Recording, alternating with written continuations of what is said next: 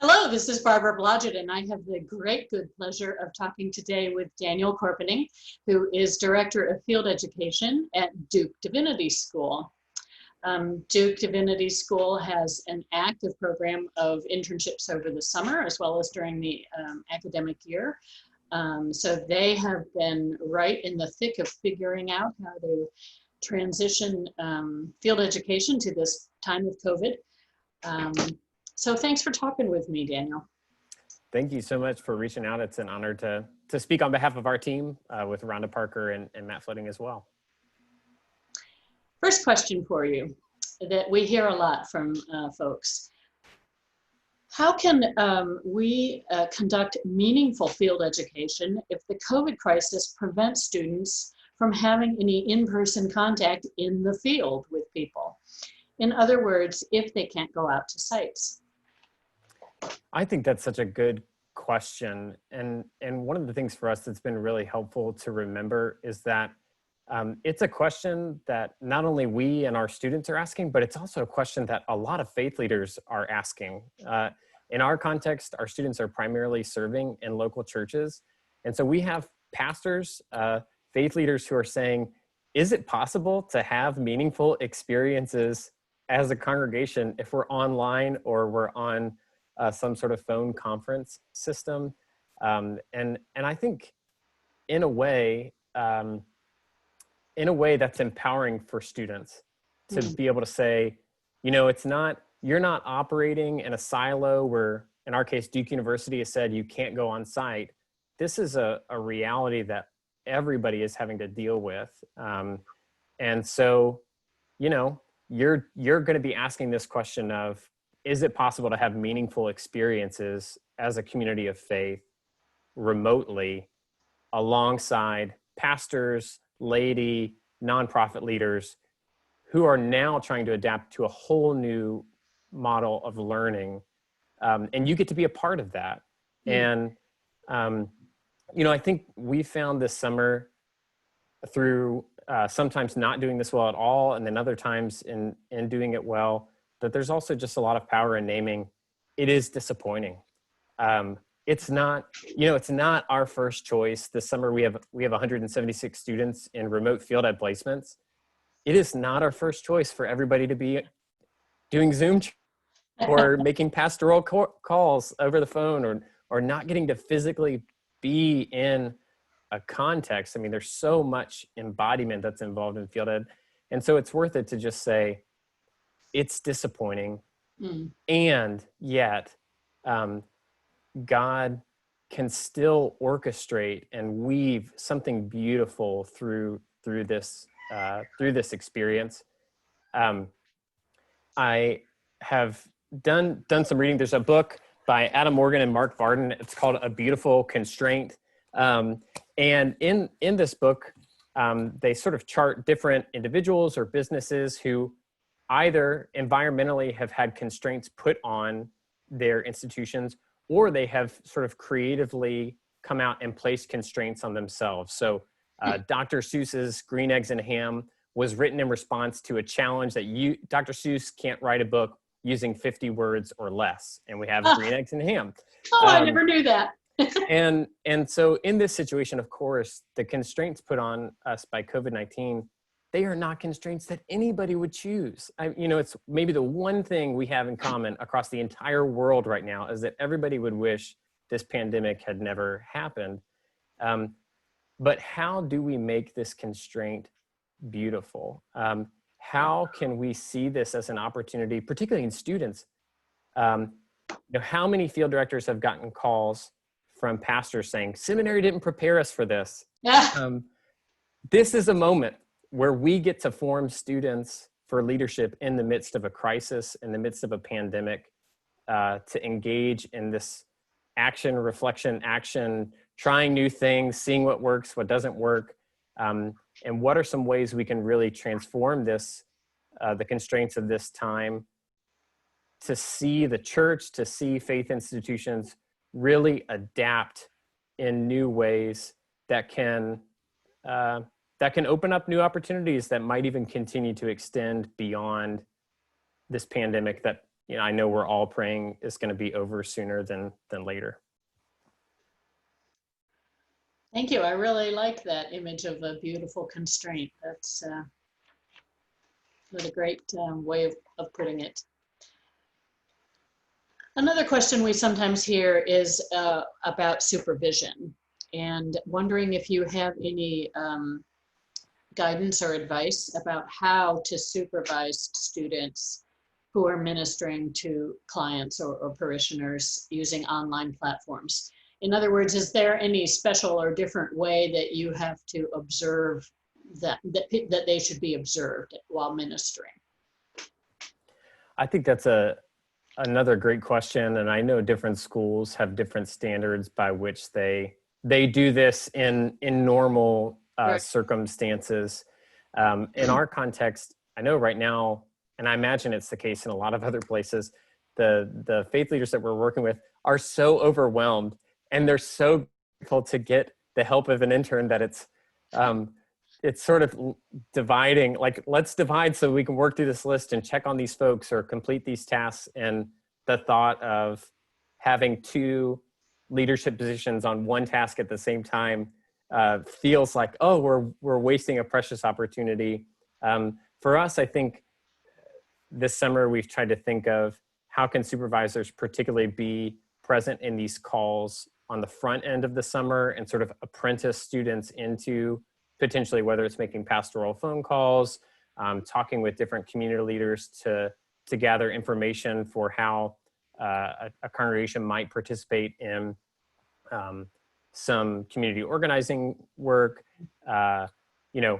being really present on the front end. If nothing else, for a lot of our students, they're meeting people for the very first time like this over Zoom. They have no history of folks, and that's a challenge. And so to have a third person or to have someone who has that existing relationship is a great way to bridge and create that relationship for the student so that potentially, in week 8 of a 10-week internship, they feel a lot more comfortable to pick up the phone. And then early on, supervisors have the chance to affirm those gifts that need to be affirmed, but also help steer in the right direction in ways that students might need some help growing in gifts. So that way it's not something that comes up in a final evaluation that the student, we all wish sometimes when we get evaluations that we had known earlier so we can make changes.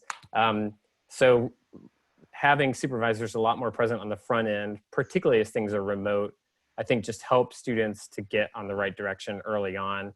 Mm-hmm. I know our students are real keen on, particularly in this model where you can't be in person and sort of feel your way through things. They want real clear guidance, real clear direction, expectations. And so for us, it's been trying to do that more on the front end, which probably is helpful for in-person as well. Yeah, that's right. I'm somebody who has taught online for a while, and one of the principles of online teaching is because of the distance, you have to really use clear instructions and sort of over clarify and over instruct.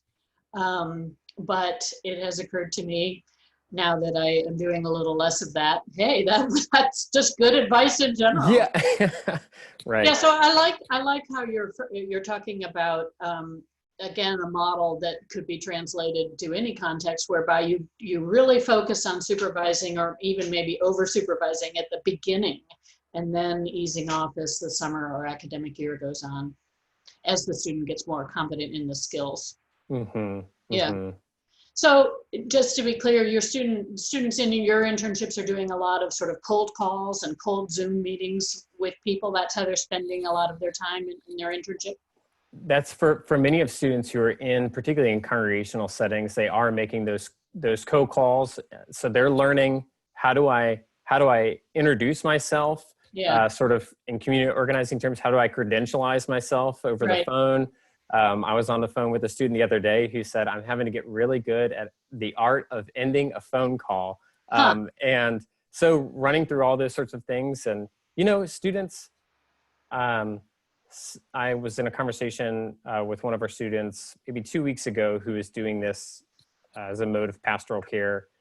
And she said, I don't look forward to it, it's really uncomfortable to have to call people that I've never met before to say, hey, you know, I'm so-and-so, how are you doing? And expect that they'll answer me in this way. She said, but at least for me, it has been really valuable. And I know I'm learning a lot of things that will be important down the road.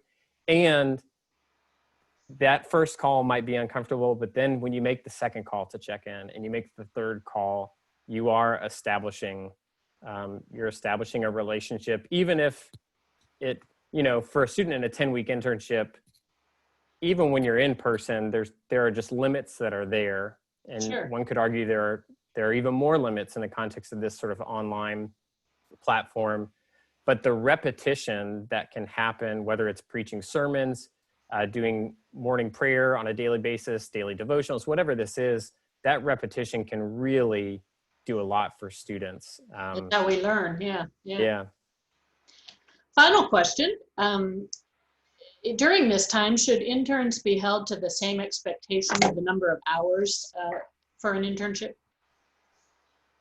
Again, I think that's a great question. And I'm sure that each school has particularities in their context to take into account when they're thinking about, you know, do we keep our hours the same? Do we reduce our hours? And a lot of that can be determined by, are there changes in the academic calendar as a school? Are, in terms of stipends, you know, do your students receive a stipend for field education? Right. How is that funded? If it's funded by a congregation or by a work study program, is decreasing the hours going to decrease the amount of funding that your student might be able to receive? And so I think those are things that each context will wrestle with. And for us, I think we've tried to think through, even if we keep our hours the same, how do we use some of that, those hours to foster breathing space, which I know, you know, it maybe doesn't feel the same if it's still built into a requirement on the student perspective. It doesn't feel like breathing space if you're telling me I have to do it. But potentially, and this is what we believe about the importance of taking time for theological reflection.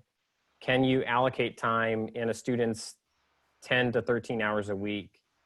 Hey, take 2 hours. And what's a spiritual discipline for you that cultivates joy, that cultivates mindfulness, and practice this? And you don't have to report back. You know, there's no writing, there's no strings attached. Like, for your flourishing and for the flourishing of the community you're serving, take time to be still.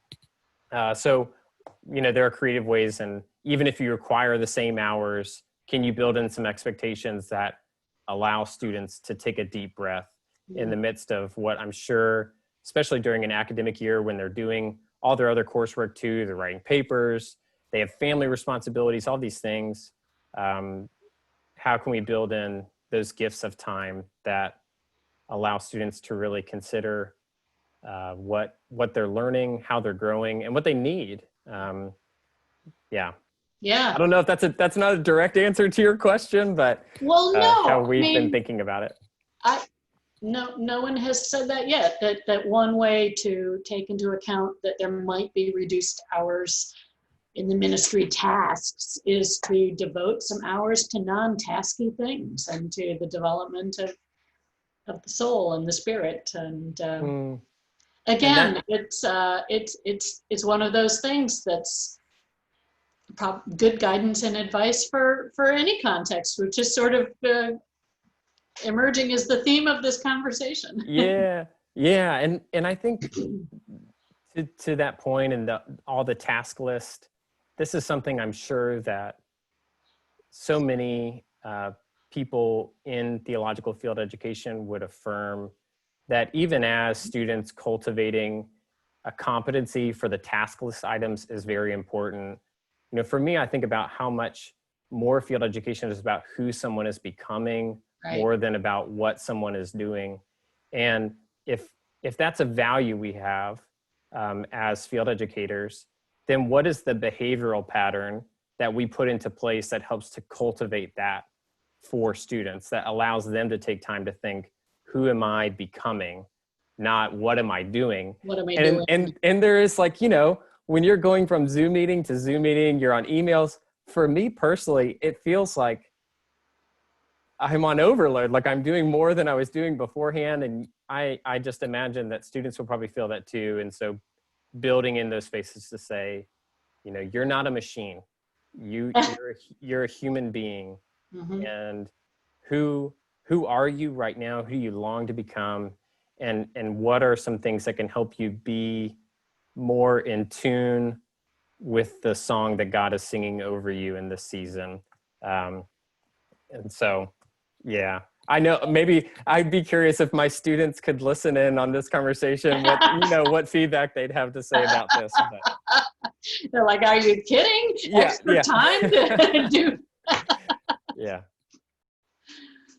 Well, letting God sing the song in us is, speaking of a good way to end the conversation. Let's end on that note and on a note of gratitude. Thank you very much. Thank you, Barbara.